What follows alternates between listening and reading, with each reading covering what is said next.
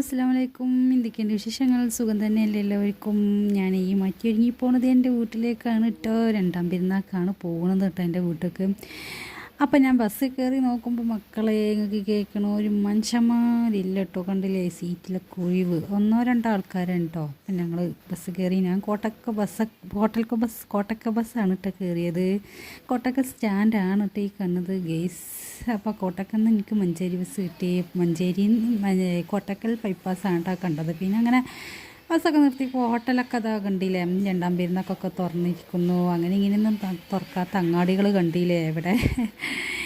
അപ്പോൾ ഇത് നിലമ്പൂർ എത്തിയിട്ടോ. ഞാൻ എൻ്റെ വീട് നിലമ്പൂരാണ്. അപ്പോൾ നിലമ്പൂർ അങ്ങാടിയാണ് കേട്ടോ. ഒരു മനുഷ്യന്മാർ അങ്ങാടിയിൽ കാണില്ല. ഇവിടെയൊക്കെ നല്ല ആൾക്കാരുണ്ടാവുന്ന സ്ഥലമാണ് കേട്ടോ ഗെയ്സ്. ഇവിടെയൊക്കെ എന്തോ ഒരു തിരക്കുള്ള സ്ഥലങ്ങളാണ്. രണ്ടാം പെരുന്നാൾക്കൊക്കെ എല്ലാവർക്കും അവിടെ ഇവിടെയും പോകാനുള്ള സ്ഥലങ്ങളല്ലേ.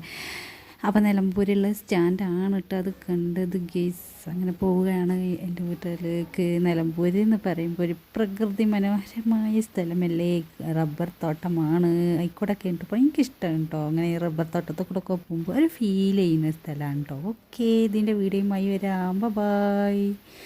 പിന്നെ വരാം. ബൈ.